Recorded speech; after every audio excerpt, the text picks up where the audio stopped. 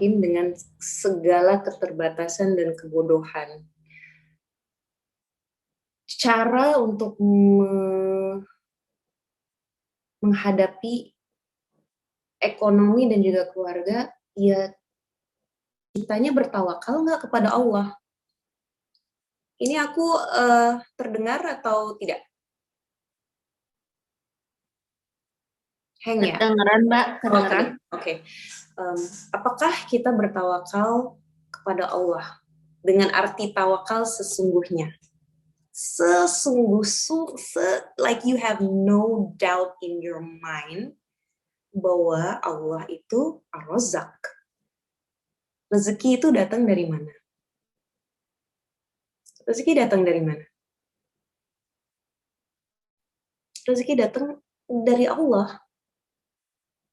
Jadi yang harus kita baik-baikin, yang harus kita cari muka secari muka-mukanya itu Allah. Memang kita harus berikhtiar dan memang kita harus berjuang. Tapi ikhtiar dan berjuang kita itu tidak bergantung sama manusia. Dan tidak bergantung, ini harus hati-hati banget. Ayo dong, kamu kalau posting ini pasti jualan gue naik. Itu syirik. Kalau foto gue bagus, pasti jualannya akan oke nih. Syirik. Yang membuat jualan itu bagus atau tidak, semata-mata Allah, atas izin Allah atau tidak. Nah, itu hubungan itu tuh harus dibaikin. Bahwa aku yakin rezeki aku tidak akan tertukar. Kenapa rezeki jadi mandet-mandet? Mudah-mudahan aku nggak diuji ya dengan ini, karena aku yang bicara. Tapi kenapa jadi mandet-mandet? Karena kita meragukan gitu. Kita meragukan bahwa rezeki itu bisa datang dari pintu manapun. Dan manusia itu kan sangat, kita tuh terbatas.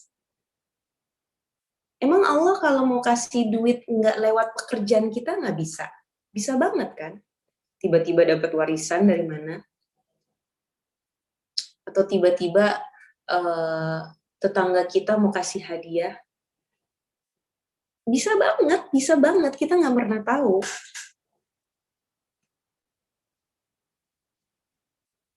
Aku freeze lagi ya. Wait guys, wait. Ini karena dosa-dosanya Dewi. Banyak loh dosanya aku. Allahu Akbar. Bismillahirrahmanirrahim. Hadir.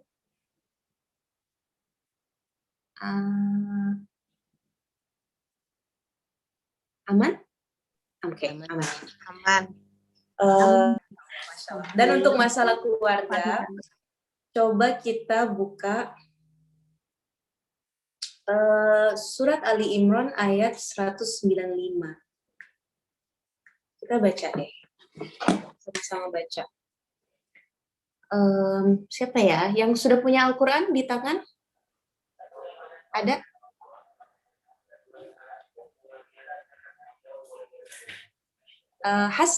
Hasna mau baca artinya.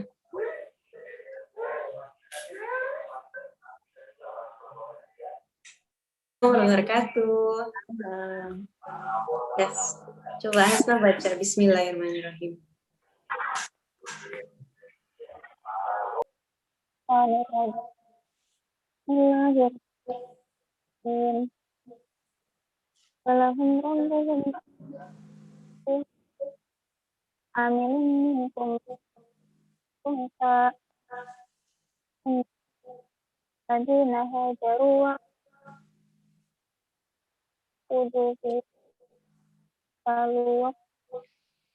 وقاتلوا لأكفرن عنكم سيئاتهم ولأدخلنهم جنات تجري من تحتها الأنهار ثوابا من عند الله والله عنده حسن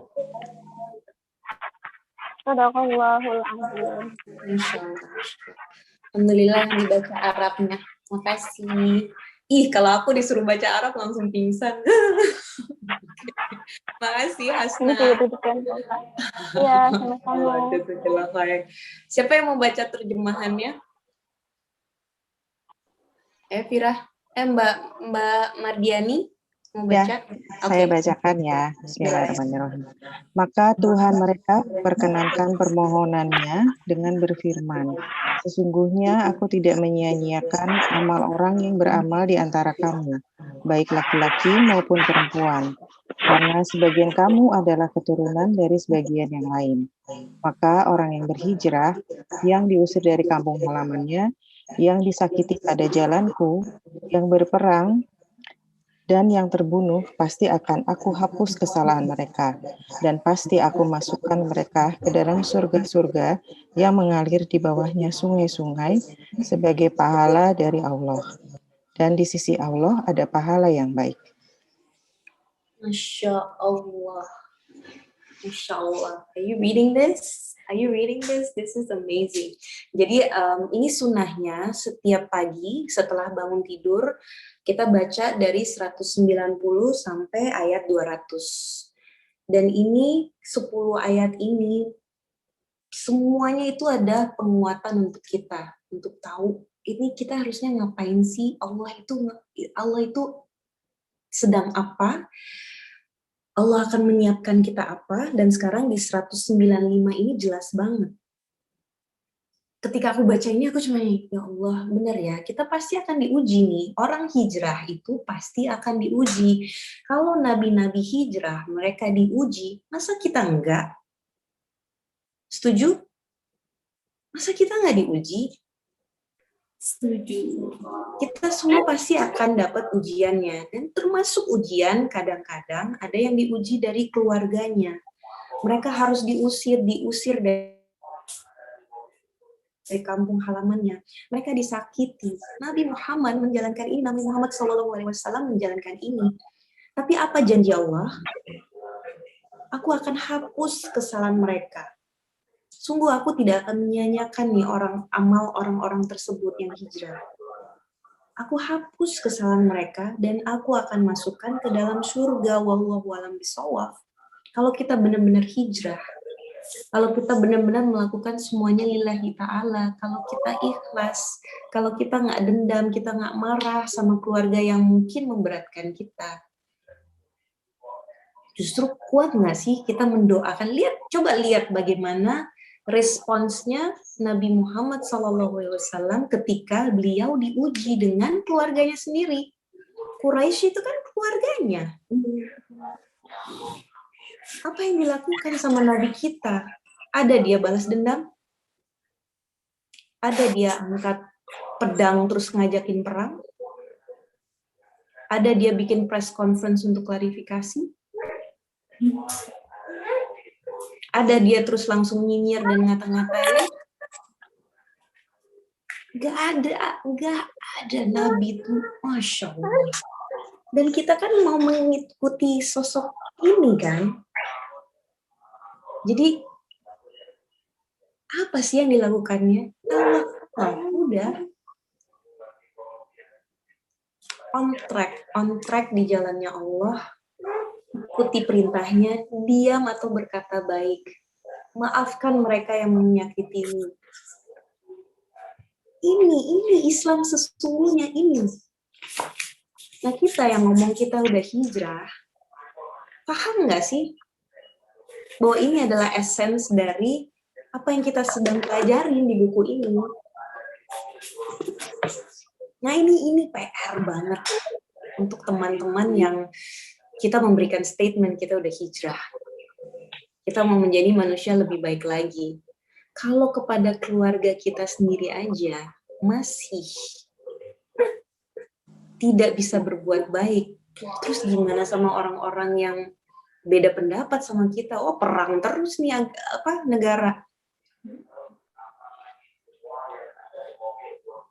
Diprovokasi terus kita apa? Balas. Apalagi balas di sini. Sampai panas jempolnya. Ada keluar tuh api-api. Iya kan? Things like this, ini semua akan menguji kita. And Ini yang menunjukkan sesungguhnya kita udah hijrah atau kita cuma pikir kita sudah hijrah.